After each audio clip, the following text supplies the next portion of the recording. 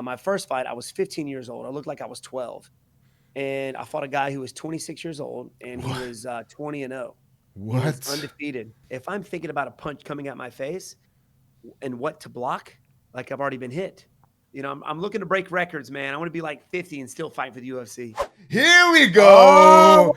what's up, my Here brother? we go. What's up, man? Everybody, I want to introduce our big surprise. I said our next guest, he's not just a UFC fighter, but I say he's very handsome. And Oh, man.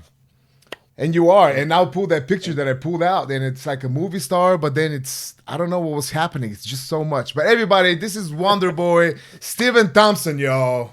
Oh, what's up, my brother? Glad to be on with you, man.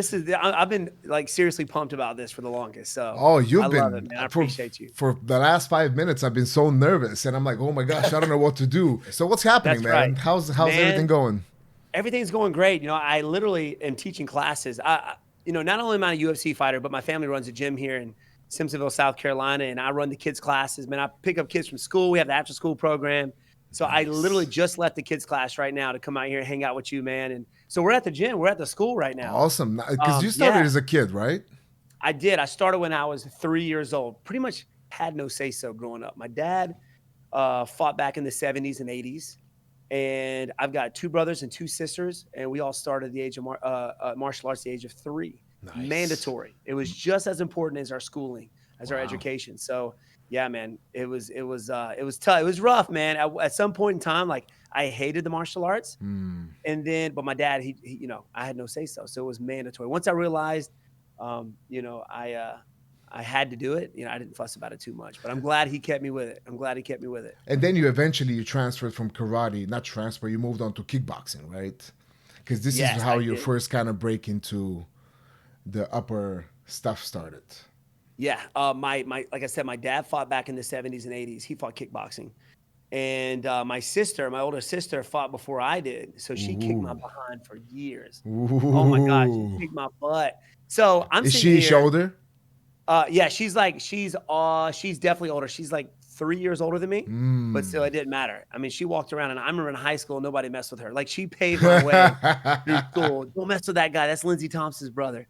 So she kicked my butt for years, and I started my full contact training at 12, just being her sparring partner. Mm. And I remember my very first fight, and I remember asking my dad why he did this. My first fight, I was 15 years old. I looked like I was 12, and I fought a guy who was 26 years old, and he What? was 20-0. He was What? undefeated. Yeah, and back then there was no teen division. It was just you go straight into Mm. adult kickboxing. So When? I ended How up. long before the match you found out you're gonna fight this guy? I actually had a good training camp. I had like an 8-week training camp. So you knew in 8 weeks So you're gonna find a grown man at 26 years old. yes, yes, and Wow. of course I trained my behind off. And my dad did it for a reason. He just threw me to the dogs. Uh, but for so long, I'm sitting here getting beat up by this girl, my Mm. sister. So I thought I was terrible. I thought I wasn't any good. So that was kind of his way of showing me I was better than what I thought I was. So I ended up beating the brakes off this guy. What? And yeah, and after the fight, this is how I got my name, the Wonder Boy. The announcer asked my opponent, he was like, "Dude, what'd you think about this Steven kid?" And he's like, "Man, I wondered why he even stepped in the ring with this boy."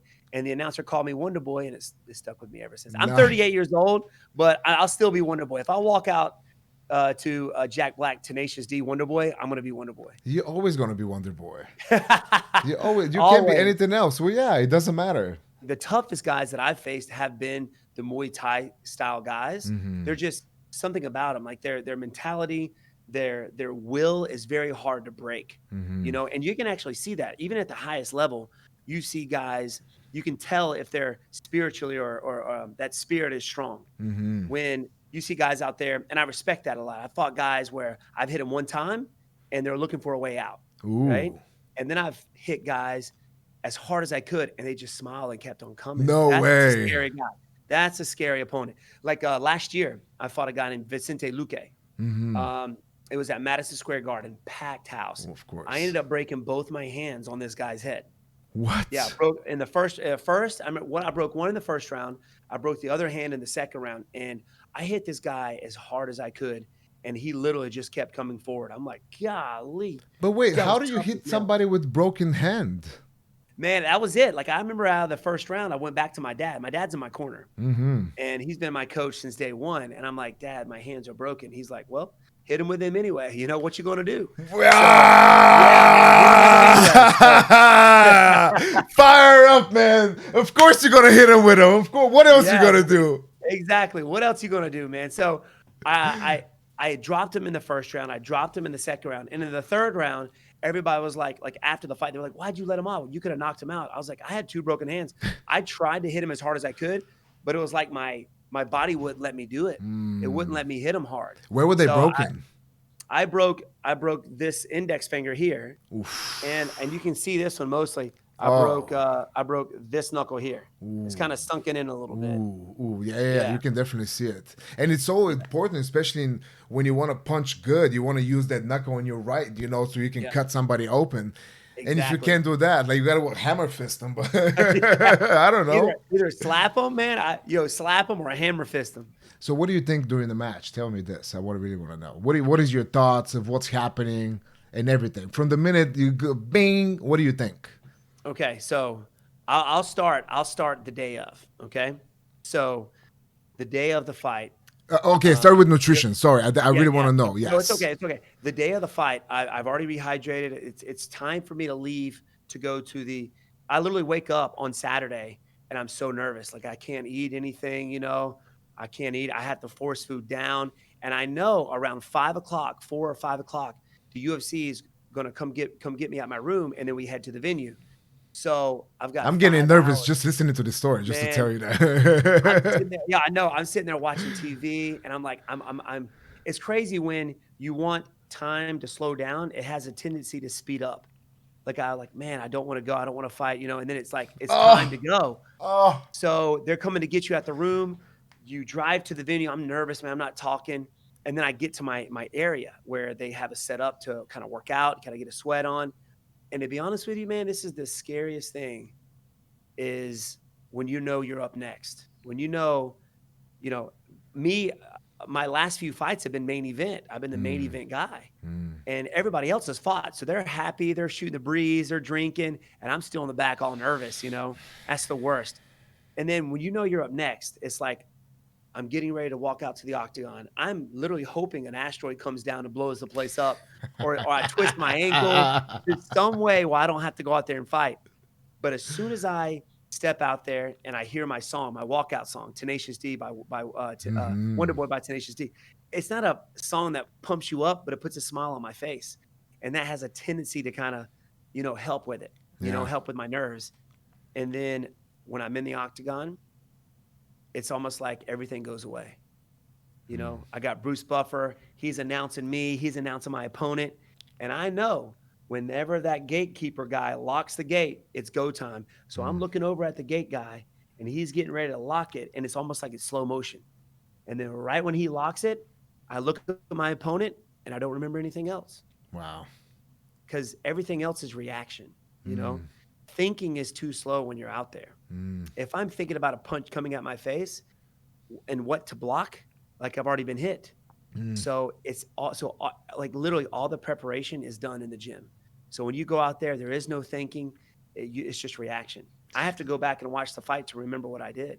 Wow. So you don't think Yeah. of, all right, we talked about the jab or check the leg or like stuff that you talked with your dad before. You don't think about any of that. It's all reaction.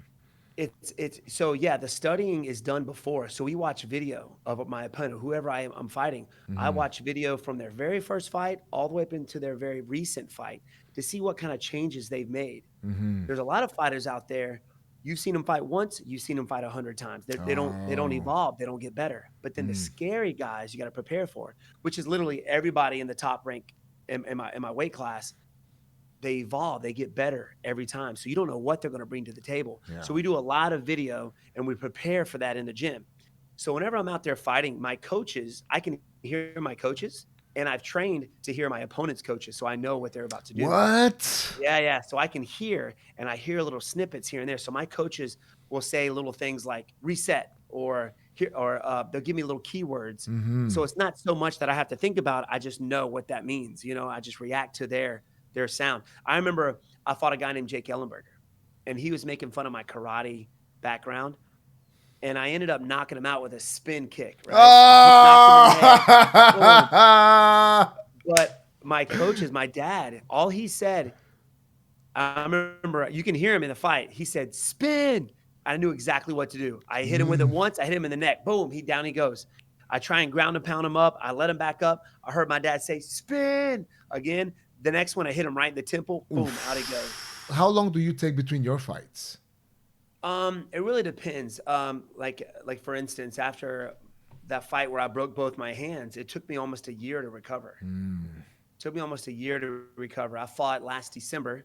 Ended up injuring the same hand, but it's fine now. Got headbutted Ooh, I see that. yeah, Yeah. got a scar right. The headbutted in the first round, but Accidental?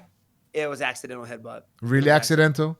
Yeah, it was. It was really accidental. It was really accidental because we both tried to punch each other at the same time. We were both really Oh. close, so our heads just kind of clashed. I saw him cut. He saw me cut. We apologized, Hmm. but I've had 4 knee surgeries on my left, 2 on my right. But other than that, like I feel great. Like I'm 38, but I feel like I'm 25. Yeah. I don't take a lot of punishment. I've got close to 80 something fights, and I've only been knocked out one time, and that was Wow. recently. Wow. Yeah, so I haven't taken a lot of punishment. So I'm looking to do this.